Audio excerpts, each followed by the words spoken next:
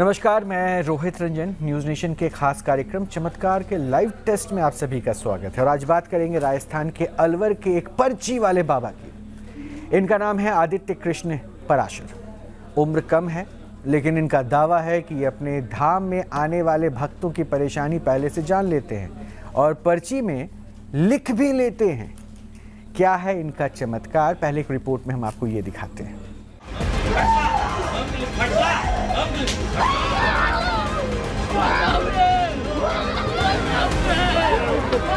Cutting का काम करते हैं। पर्ची लिखने और दिव्य दरबार में समस्या निवारण का दावा करने वाले कई बाबाओं को न्यूज नेशन ने अपने मंच पर एक्सपोज किया है।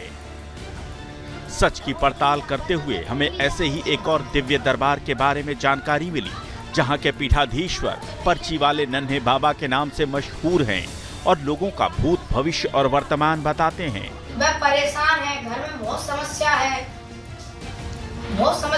कलेश रहता है, दहेज का केस लगा है। ये एक ऐसा दरबार है जहां आते ही भूत प्रेत भी पनाह मांगने लगते हैं। जल्दी बोलो, जल्दी। ठीक है तो बाबा साथ हुआ पहले तो बचन दे।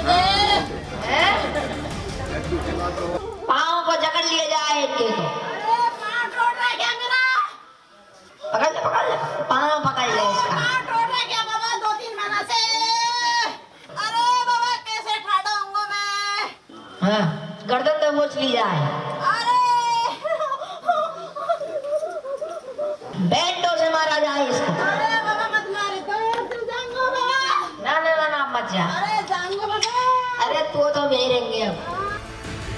पर्ची वाले इन नन्हे बाबा का पूरा नाम है आदित्य कृष्ण पाराशर और इस दरबार का नाम है पाराशर धाम। वो इस पाराशर धाम के पीठाधीश्वर हैं। उनका दरबार राजस्थान के अलवर जिले के खेड़ली में लगता है। बाबा की उम्र महज 10 वर्ष है और वो 7वीं कक्षा में पढ़ते हैं। पढ़ाई के साथ साथ कथावाचन का ज्ञान भी ले रहे हैं, यानी शिक्षा और ज्ञान दोनों की प्राप्ति कर रहे हैं और कभी कभी भागवत कथा का वाचन भी करते हैं। वो पिछले 1 वर्ष से दरबार में आने वाले भक्तों की पर्ची बनाते हैं। पढ़ाई डिस्टर्ब न हो, इसलिए आदित्य कृष्ण पाराशर दरबार हर महीने आखिरी मंगलवार को ही लगाते हैं। धाम के पीठाधीश्वर पंडित आदित्य कृष्ण पाराशर का कहना है कि वो 29 दिन अपने लिए और 1 दिन समाज सेवा के लिए देते हैं, यानी दरबार लगाने और पर्ची लिखने की क्रिया को वो समाज सेवा मानते हैं।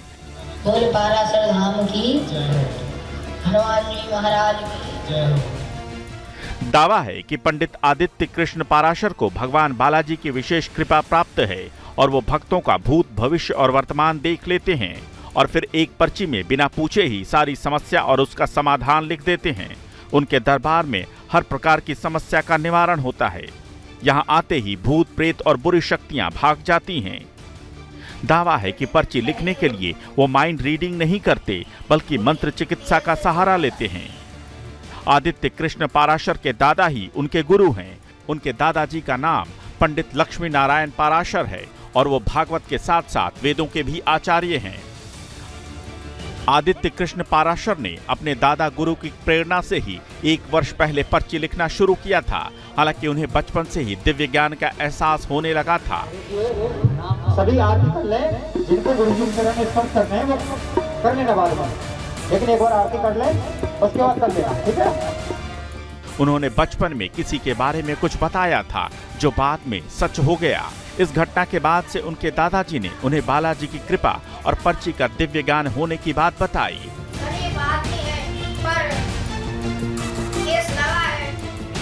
दावों की पड़ताल के लिए आज हमने उन्हें न्यूज नेशन के मंच पर आमंत्रित किया है।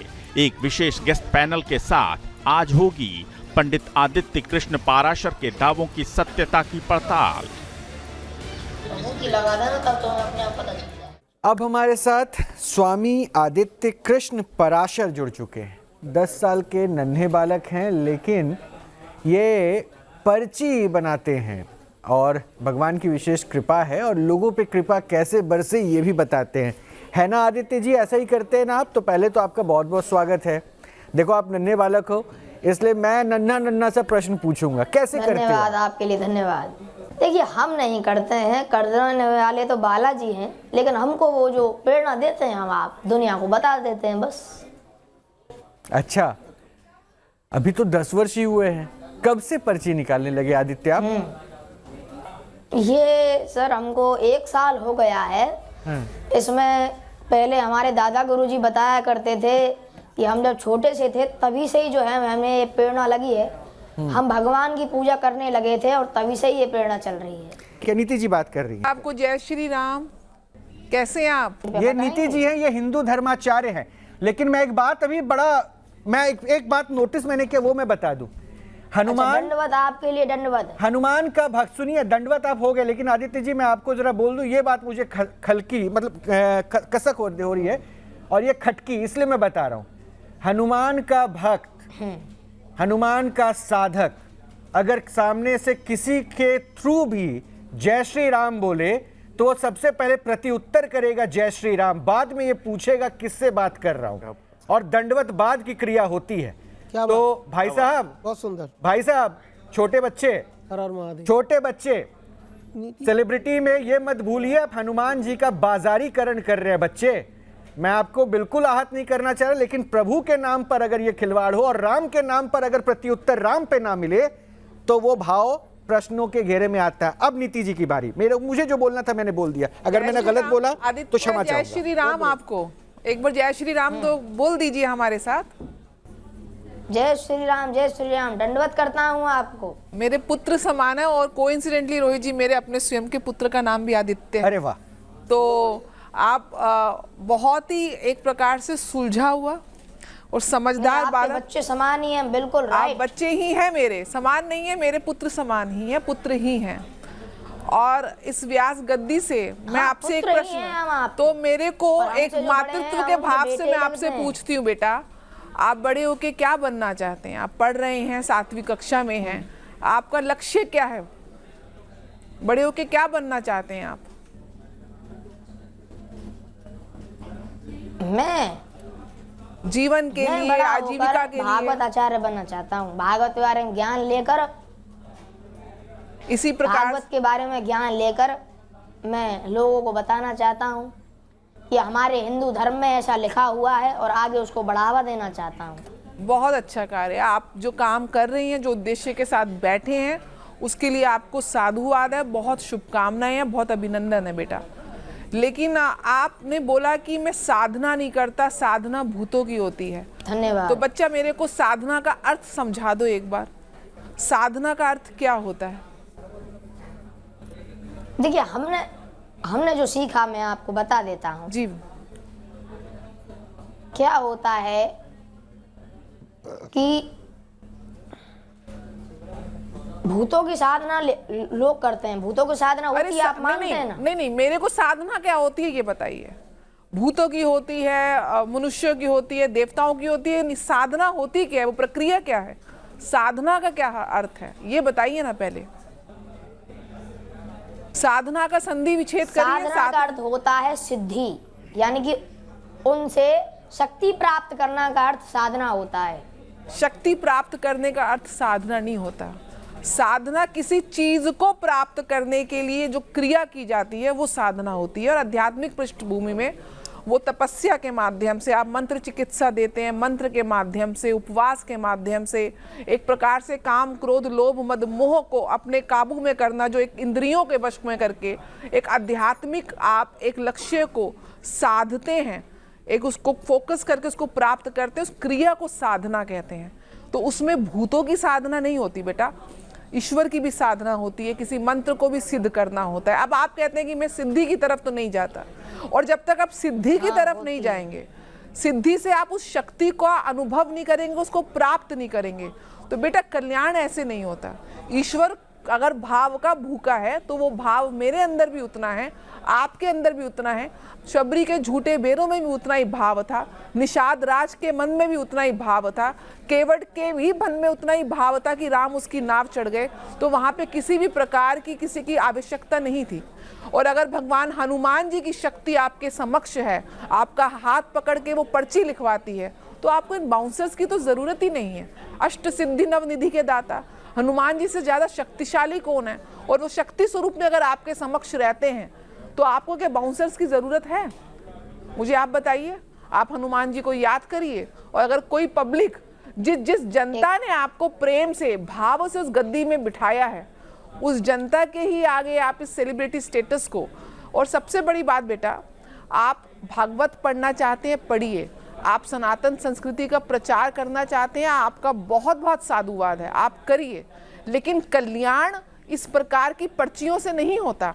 कल्याण के कार्य किसी भूखे को आप अन्न दे रहे हैं। लायक तो नहीं हूँ, आपके पास नहीं बेटा, बड़े आप बहुत, तो बड़ा ज्ञान होता है, उम्र बड़ी कभी नहीं होती है, बड़ा हमेशा ज्ञान होता है, ईश्वर का आशीर्वाद से बड़ा कोई नहीं होता।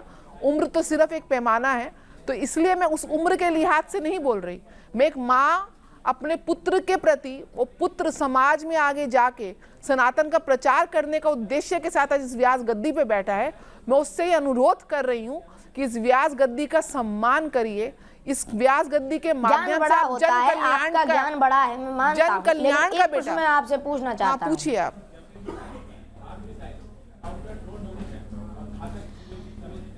तुलसीदास को हनुमान जी ने दर्शन दिए थे?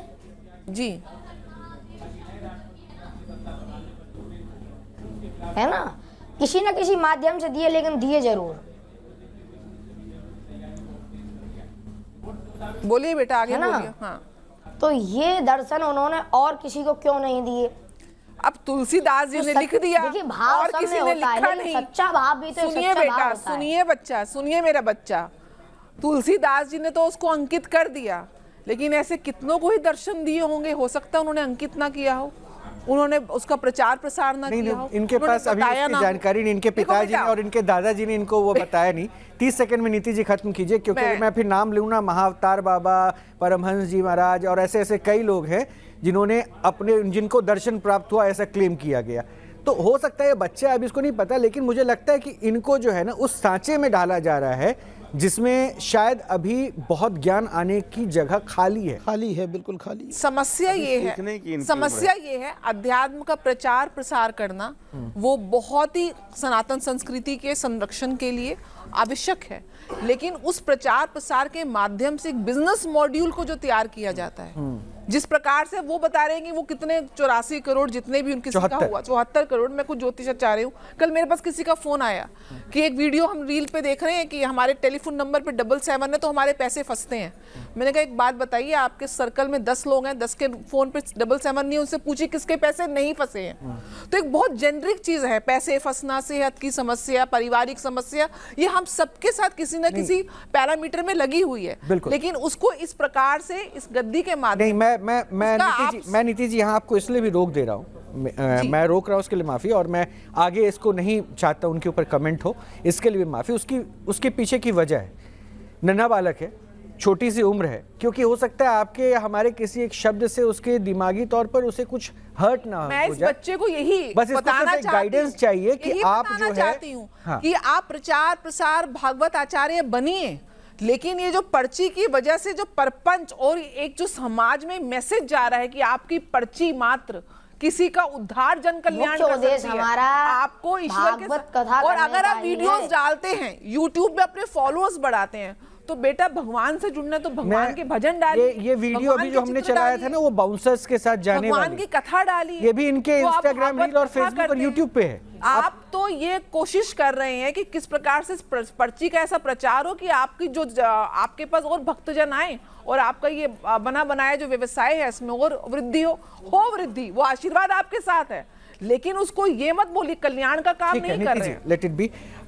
शुक्रिया, मतलब मैं यही रोक रहा हूँ, आप लोगों के ऊपर है। देखिए, क्योंकि मुझे किसी का विरोध नहीं करना है, ना ही हम किसी का विरोध करना चाहते हैं।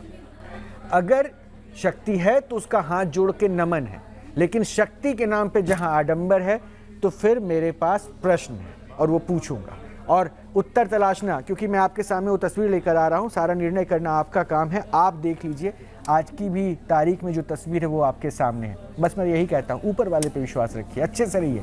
नमस्कार।